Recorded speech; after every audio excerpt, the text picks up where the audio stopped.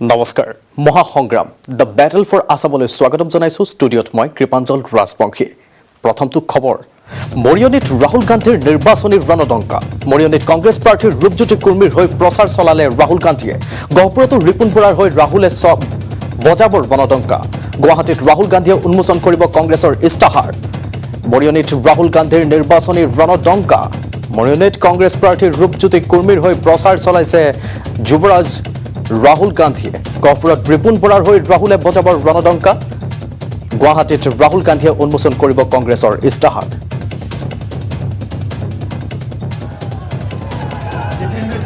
মৰিয়নিত ৰাহুল গান্ধীৰ নিৰ্বাচনী ৰণদংকা আমি পোনপটীয়া সম্প্ৰচাৰ দেখুৱাইছো যুৱৰাজ ৰাহুল গান্ধীৰ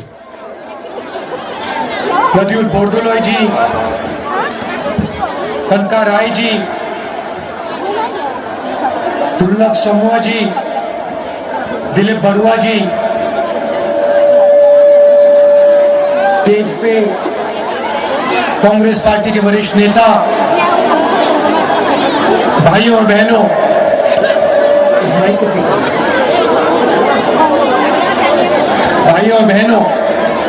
प्रेस के हमारे मित्रों, आप सबका यहाँ बहुत बहुत स्वागत, नमस्कार। जो भी जितेंद्र जी ने रिपुन बोरा जी के बारे में बोला उसको मैं दोहराना चाहता हूँ। रिपुन बोरा जी असम के जो पीसीसी प्रेसिडेंट हैं, सबसे मेहनती पीसीसी प्रेसिडेंट, बिना घबराए बिना डरे 24 घंटा वो काम में लगे रहते हैं। और आज यहाँ चुनाव में वो आपके एमएलए बनने के लिए लड़ रहे हैं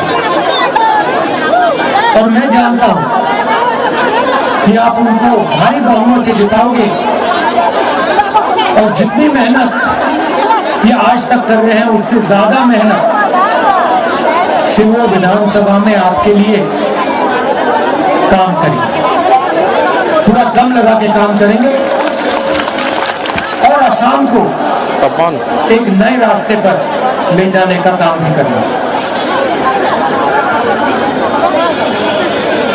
देश में अलग अलग प्रदेश और मैं इन सब प्रदेशों में गया हूं, घूमा हूं, लोगों से बातचीत की है, उनकी समस्याओं को समझता हूं। असम वो प्रदेश है हिंदुस्तान में, हिंदुस्तान का सबसे कॉम्प्लेक्स, सबसे यूनिक प्रदेश। इस प्रदेश में अलग अलग विचारधाराएं हैं, अलग सोच है, अलग धर्म है, आदिवासी है, मगर असम का मतलब कि सब एक साथ मिलकर भाईचारे के साथ एक दूसरे का आदर करके इस प्रदेश में रहते हैं। आपका इतिहास है, आपकी हिस्ट्री। शंकर देव जी ने, बाकी आपके जो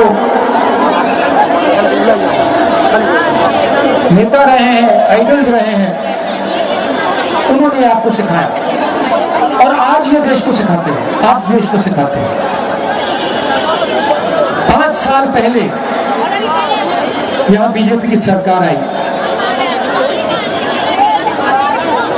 और उन्होंने आसाम पर आपकी भाषा,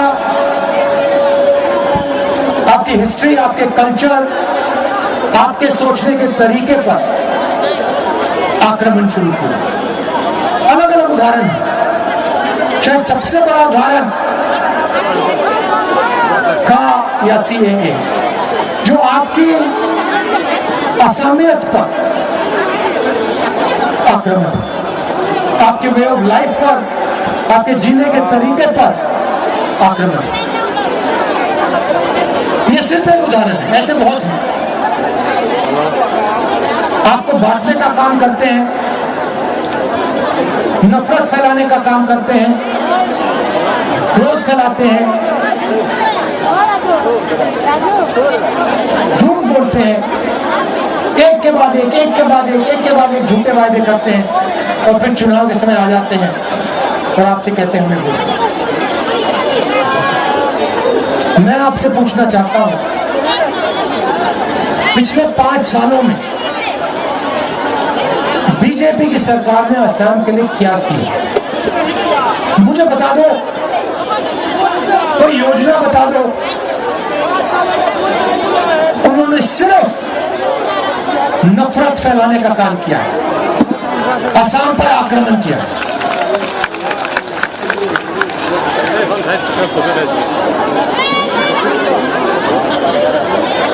आपसे कहा था, चाय गार्डन के जो मजदूर हैं उनसे कहा था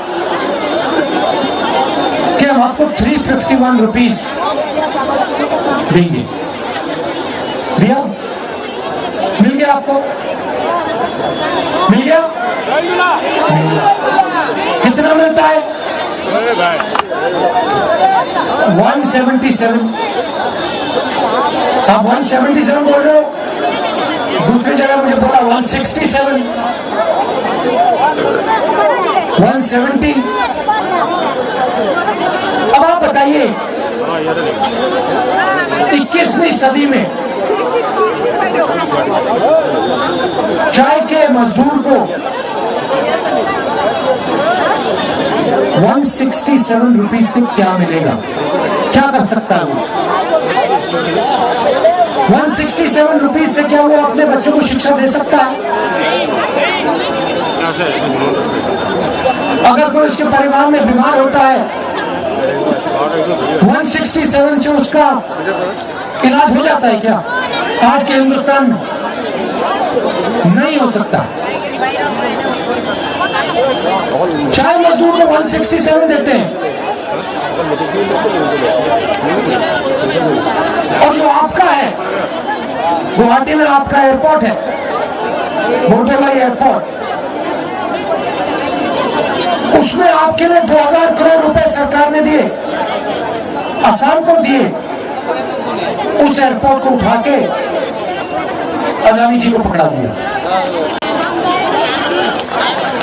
मैं उदाहरण दे रहा हूं, इधर 167, उधर हजारों करोड़ रुपए, एक बार नहीं। अब जब भी असम में कोई हवाई जहाज आएगा, कोई हवाई जहाज में दिल्ली जाएगा, मुंबई जाएगा, तो असम से पैसा निकलेगा और अदानी जी की जेब में जाएगा। 1 साल के लिए नहीं, 10 के लिए नहीं, 15 के लिए नहीं, 30, 40, 50 साल के लिए। और यहां पे 167। तो हमारी पहली गारंटी 167 नहीं, 365 रुपया हम आपको देंगे।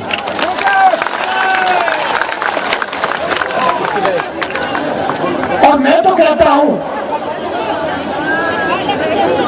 चाय मजदूरों से कहता हूं, हम 365 देंगे, मगर मैं जानता हूं कि ये भी आपके लिए कम है,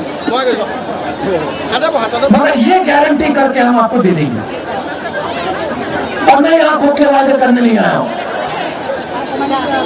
आप जाइए, छत्तीसगढ़ जाइए, पंजाब जाइए, राजस्थान, मध्य प्रदेश, उधर जाके पूछिए, चुनाव में राहुल गांधी आया था, क्या वायदा किया था?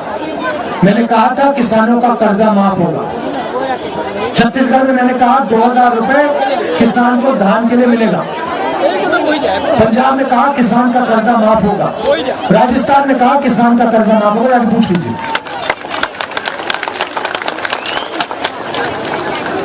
और आपको याद होगा, मनरेगा का वायदा किया, मनरेगा लागू किया। किसानों को हमने, यूपीए की सरकार थी, 72,000 करोड़ रुपए कर्जा माफ करके दिया। तो ये खोखले शब्द नहीं, ये मेरा रिकॉर्ड है। जो मैं कहता हूं वो करके दिखा देता हूं। और मैं गारंटी कर रहा हूं, मैं गारंटी करके कह रहा हूं, यहाँ पे 365 मजदूरों को मिलेगा, चाहे कुछ भी हो जाए 365 होगा। दूसरी बात, जो आप पे आक्रमण हुआ उसको आप कहा बोलो, उसको आप सीएए बोलो, जो भी उसको आप बोलना चाहते हो बोलो, मगर उसको आसाम से मिटा के हम फेंक देंगे। और सिर्फ आसाम में नहीं, याद रखिए पूरे हिंदुस्तान में कांग्रेस पार्टी ने इसका विरोध किया है। लोकसभा में, विधानसभा में, राज्यसभा में हमने इसका विरोध किया है और इसको हम 1 इंच आगे नहीं बढ़ने देंगे। कहा यहां पे नहीं होगा, नहीं होगा, नहीं होगा। क्यों नहीं होगा? क्योंकि ये आसाम की जनता पर, आसाम के इतिहास पर, आसाम के भविष्य पर यह आक्रमण है और हम यह आक्रमण नहीं होने देंगे। तीसरी गारंटी, 200 यूनिट बिजली के हर परिवार को हम मुफ्त में देंगे।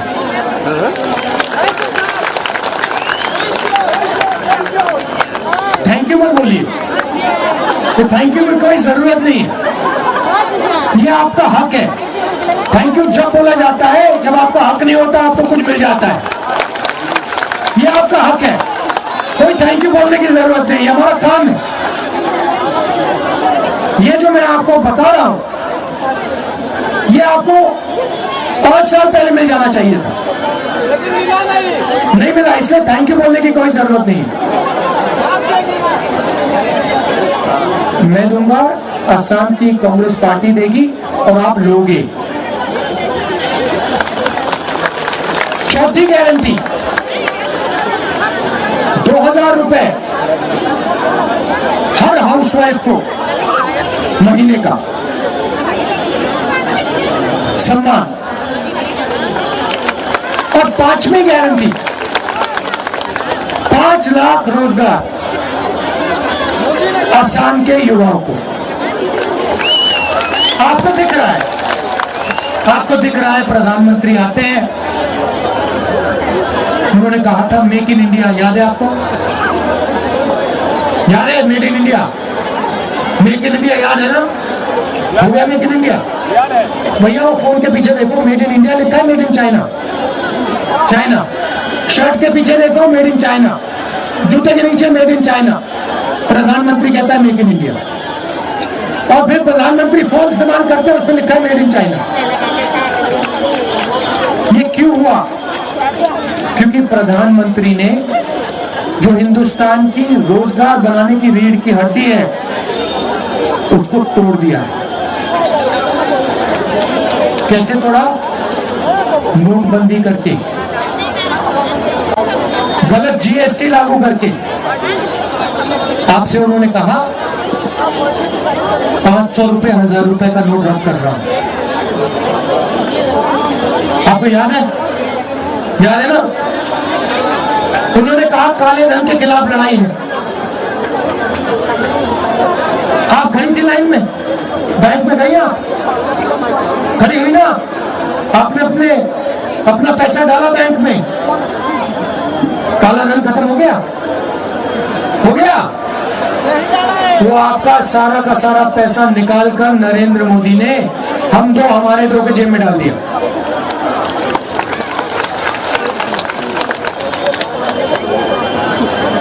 उसके बाद जीएसटी लागू करते हैं, 5 अलग अलग टैक्स, 28% टैक्स, गरीबों पर टैक्स,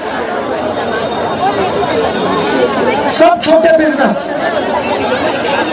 दुकानें, मिडिल साइज बिजनेस जो रोजगार पैदा करते हैं, सब के सब खत्म हो गए। आप किसी भी दुकान में चले जाइए, उससे पूछिए नोटबंदी से फायदा हुआ, जीएसटी से फायदा हुआ? वो आपको कहेंगे नहीं, बिल्कुल फायदा नहीं हुआ। देखिए मैं पूछता हूं आपसे, इस भीड़ में नोटबंदी से किसी को फायदा हुआ? इस भीड़ में जीएसटी से किसी को फायदा हुआ? आप जानते किसको फायदा हुआ? हाँ, सही बोला। दूसरे नंबर पे किसको हुआ? अंबानी को हुआ, अदानी को हुआ, बीजेपी के नेताओं को हुआ, आसाम की जनता को नहीं हुआ। और जो पहले रोजगार मिलता था खत्म हो गया, गायब हो गया। और आज आसाम का युवा चारों ओर घूमता है, रोजगार ढूंढता है, मगर उसको आसाम में रोजगार नहीं मिलता, बाकी प्रदेशों में भी नहीं मिलता। सरकारी वैकेंसी पड़ी है, हजारों सरकारी नौकरियां खाली पड़ी हैं, मगर बीजेपी के लोग, आरएसएस के लोग उनको नहीं भरते। आपका एयरपोर्ट ले जाएंगे, आपके टी गार्डन उठा के ले जाएंगे, मगर सरकारी नौकरी आपको नहीं देंगे। तुम्हारा पहला काम उन सरकारी नौकरियों को भरने का होगा। दूसरा काम जो प्राइवेट बिजनेसेस है, प्राइवेट इंडस्ट्री है, उसकी मदद करने का होगा, उनको इंसेंटिव्स देने का होगा, और आसाम में एक बार फिर रोजगार पैदा करने का काम है। प्रधानमंत्री ने कहा कि मैंने गैस सिलेंडर दे दिया। हर भाषण में कहते थे मैंने गैस सिलेंडर दे दिया। भाइयों, कांग्रेस के समय, यूपीए के समय, बहनों, गैस सिलेंडर का क्या दाम था? कितना था? 400 था। आज कितना है? 1000 हो गया। नरेंद्र मोदी जी ने गैस के दाम कम कर दिए। ये देखो इनका आंकड़ा, रेट डबल कर दिया। आपसे कहते हैं कि गैस पहुंचा दी, दाम कम कर दिया। अच्छा, पेट्रोल डीजल के दाम क्या है? मजेदार बात आपको बताता हूं, यूपीए के समय इंटरनेशनल मार्केट पे মৰিয়নিৰ পাছত ৰাহুল গান্ধী উপস্থিত হয় গহপুৰত, আৰু গহপুৰৰ কংগ্ৰেছৰ প্ৰাৰ্থী ৰিপুণ বৰাৰ উচ্চ প্ৰশংসাৰে সকলোকে সন্মোহিত কৰাৰ প্ৰচেষ্টা চলায়। আৰু তাৰ পিছতে ইয়াৰ নিৰ্বাচনী প্ৰচাৰ চলাই থকা দেখিবলৈ পোৱা গৈছে। 5টা গেৰাণ্টিৰ কথা পুনৰবাৰ উনুকিয়ালে কংগ্ৰেছৰ ৰাহুল গান্ধীয়ে।